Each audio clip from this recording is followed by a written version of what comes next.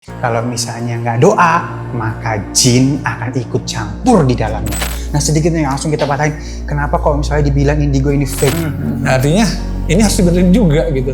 Dan ketika kita bicara ngebenerin soal akibatnya, nggak ketemu kalau tidak mencari sebab. Nah ketika sebab juga akan ketemu lebih konkret ketika ternyata sebabnya yang ujung-ujungnya nggak jauh-jauh juga nih, ada gangguan-gangguan iblis.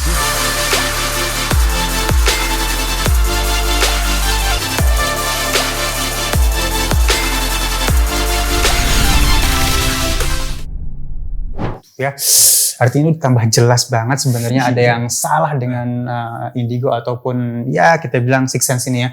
Nah, sedikit mungkin Kang Arif, ini kalau misalnya udah seperti itu, terus kita didik agama misalnya nih, misalnya itu anak bisa ngelihat, ya, terus kita didik agama, tapi dia nggak mau ditutup. Gini, nggak akan bisa dalam hal ini konteksnya kan masalah melihat yang gaib itu udah satu penyakit gitu loh. Oke, ya. Penyakit karena kalau misalkan ketika ia belajar agama, ia memperbaiki diri, sesungguhnya ia sudah membentengi diri. Jadi dengan benteng agama tadi dia akan terjaga oleh gangguan-gangguan gaib. Otomatis langsung ya. Iya dong. Berarti yang ngisi-ngisi apa segala macam terbang semua tuh ya. Ya kalau udah rajin ke masjid apa segala macam ibadah ya. Bagaimana bisa iblis deketan sama orang-orang yang taat? Allah, iya kan? Nah, jangan dengan dia belajar agama otomatis hatinya sudah mulai ada hijrah ya, ada perbaikan gitu loh. Nah, hati tadi akhirnya bisa membentengi dari gangguan-gangguan gaib. Termasuk mata kita itu kan artinya bisa melihat karena ada gangguan gaib. Nah, konteks tadi kalau misalkan ada melihat dengan rasa, itu lain lagi. Bukan dengan zahir tapi dengan rasa. Contoh gini, misalkan saya sering kali berkata ya, ketika disebut alimul gaib wasyahadah, ketika mata ini tidak menyaksikan tapi alat yang lain bisa menyaksikan. Ya, diantaranya adalah telinga kita. Telinga kita mendengar suara yang tidak nyata. Dalam konteks tidak ada wujudnya loh suara itu. Tapi kita bisa dengar kan? Bahkan kita bisa mengenal.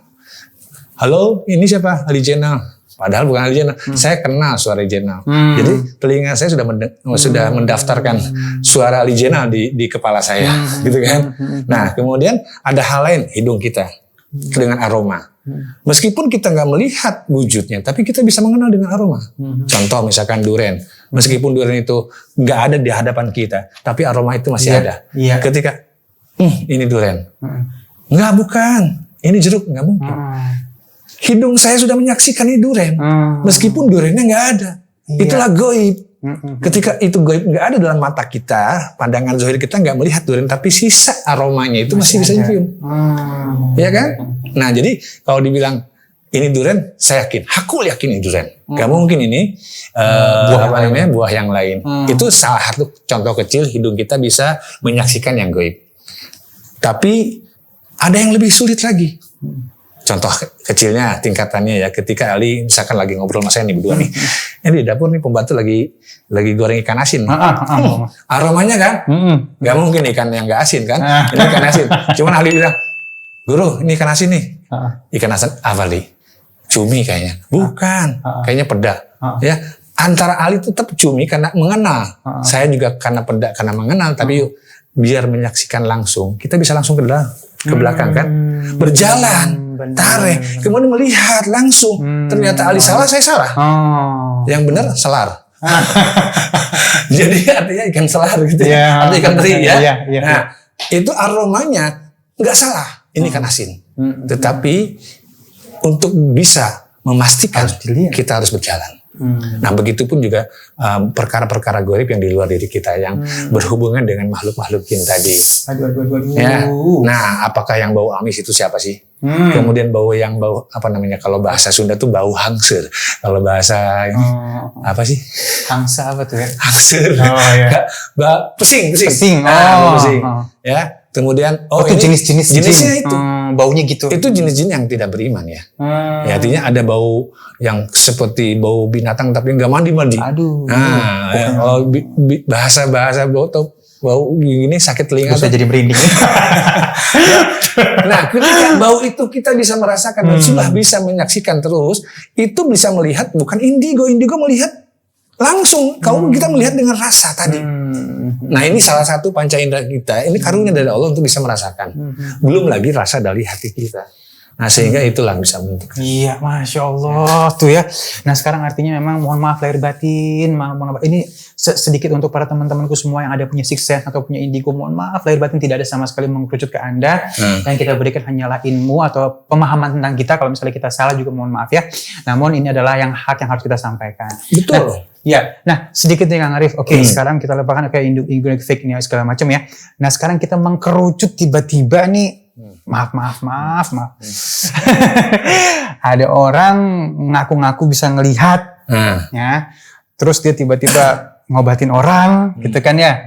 Sementara yang tadi Ali bilang, kadang-kadang dia ngelihat aja dia nggak bisa ngobatin dirinya sendiri, gitu kan. Nah ini gimana nih untuk menyikapi yang kayak gini nih, dosanya kan gimana tuh? Masya Allah, gini. Seorang yang mau menyelamatkan orang yang tenggelam adalah orang yang harus pandai berenang. Iya. Ya. Bagaimana mungkin dia tidak bisa berenang tapi pengen nyelamatin? Kelelap dia. Nah, kelelap, sama-sama kelelap. Itu yang dimaksud. Jadi ketika dia merasa bisa melihat kemudian dia ngobatin tapi dia nggak bisa ngobatin dirinya sendiri. Ya kan? Itu sama aja. Artinya bisa membawa dirinya dan orang itu sama-sama kelelap kan gitu. Benar, dia nggak tahu ilmunya. Ya. Jadi bahasa kita bisa ngobatin. Manusia siapapun bisa ngobatin.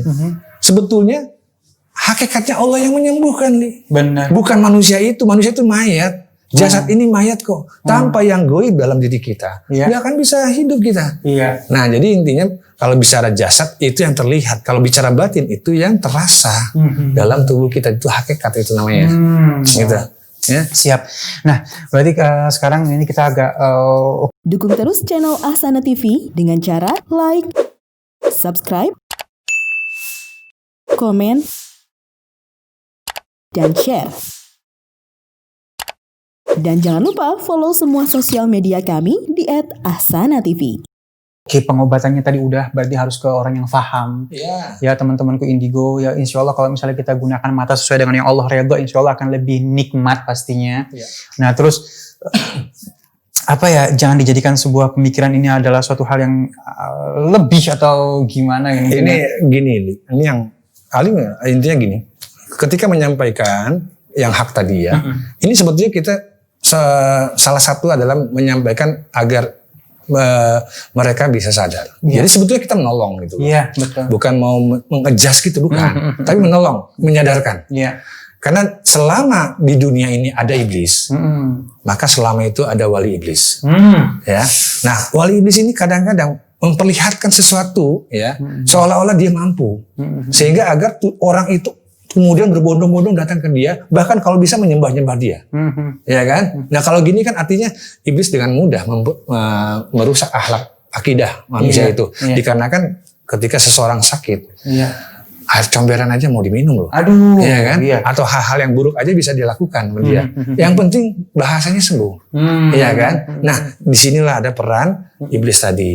Yang lewat perantaraan, maaf, saya jadi ikutan maaf nih. Jadi bahasanya lewat perantaraan orang-orang yang tadinya nggak bisa apa-apa, jadi bisa apa-apa gitu. Tanpa dia melakukan ibadah-ibadah tertentu gitu loh.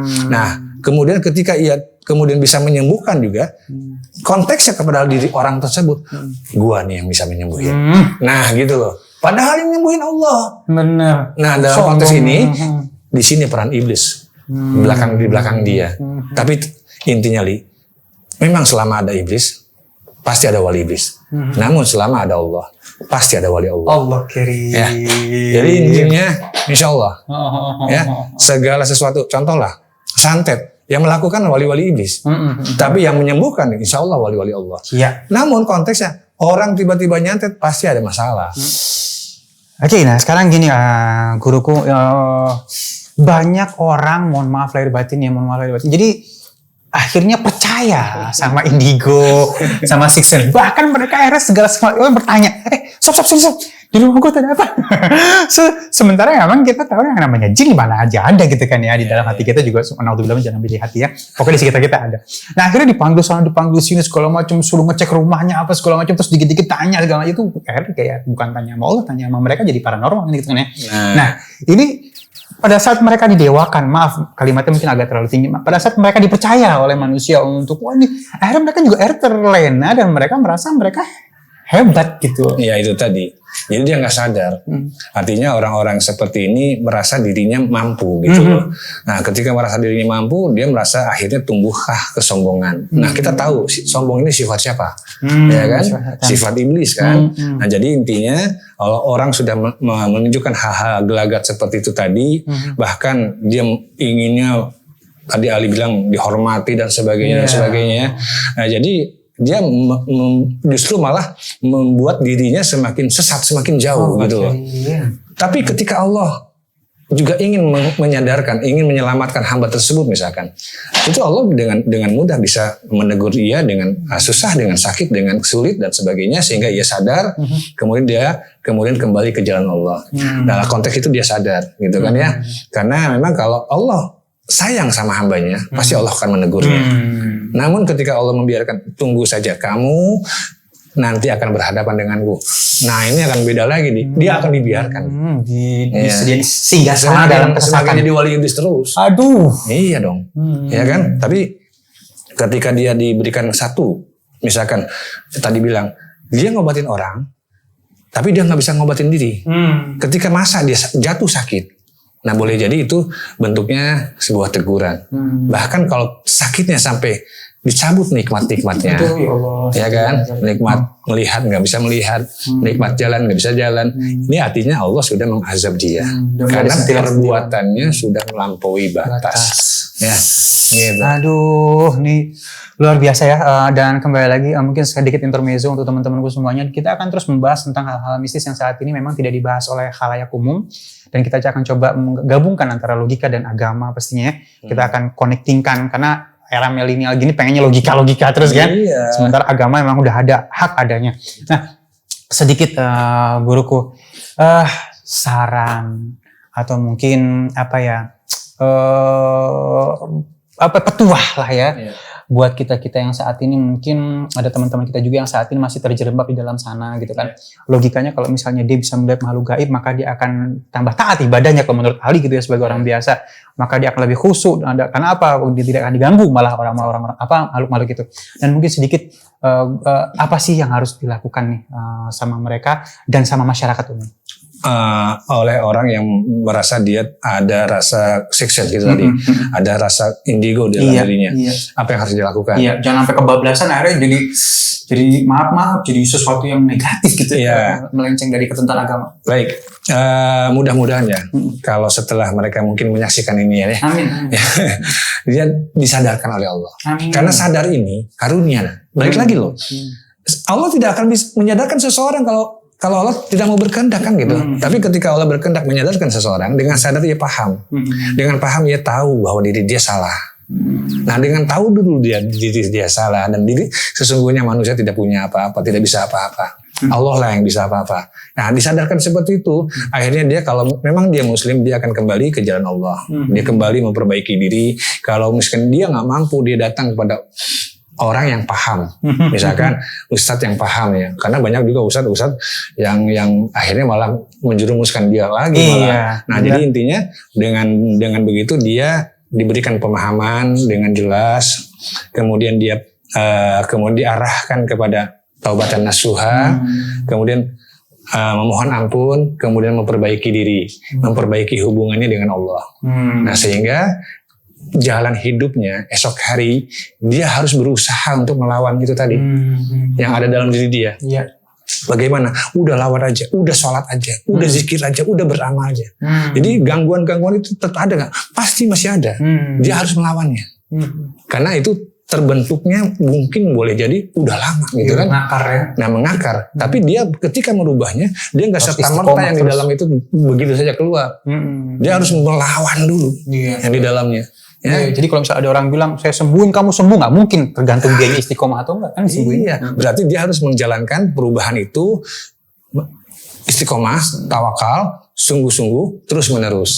Iya. Insya Allah. Dengan begitu dia akan berubah.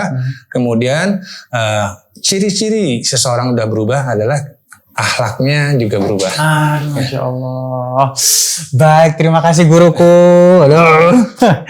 Ini seru banget ya, Masya Allah. Dan mudah-mudahan ini menjadi sebuah barometer buat teman-temanku semua. Bagaimana menyikapi Six Sense, Indigo, atau Karoma, atau tadi Kasyaf yang dikasih tahu oleh guru kita. Karena memang ini semua fenomena atau misteri yang terjadi di akhir zaman. Yeah. So ini menurut kita, ya menurut Anda ya terserah gitu ya. Dan bila kalian ingin ambil apa yang menurut kita jadi baik, ambil aja ya. Dan satu lagi, apabila ada saran atau ada masukan, boleh kita terbuka ya guru ya. Boleh. Mau Langsung, tanya-tanya juga boleh. ya mau tanya-tanya, tulis saya di bawahnya. Dan nanti episode selanjutnya kita akan bahas yang out of the box, yang saat ini mungkin teman-teman, oh gitu ya, kita akan bahas. Dan mungkin kalau misalnya teman-teman punya ide, tolong bahas ini dong, tolong bahas ini, boleh. So untuk itu, mohon bantuannya, jangan lupa subscribe, like, dan yang penting mudah-mudahan ilmu ini jadi barokah buat teman-teman, di-share. Ya, di-share buat teman-teman semua yang lainnya, sehingga ada barokahnya dari ilmu yang kita dapat, kita berikan. Dan selain itu juga klik channelnya, dan mudah-mudahan ini awal yang akan menjadi barokah buat kita semuanya guru ya. Amin, insya Allah. Thank you, dan insya Allah next ada, jangan disebutin dulu deh. Kita akan ngebahas sesuatu yang tajam-tajam banget ya. Tentu saja di Baterai A2 di sini bahas misteri bareng Ali Zainal dan guru kita yang dimuliakan Allah Subhanahu Wa Taala, Ustadz Arif Budiman. Thank you.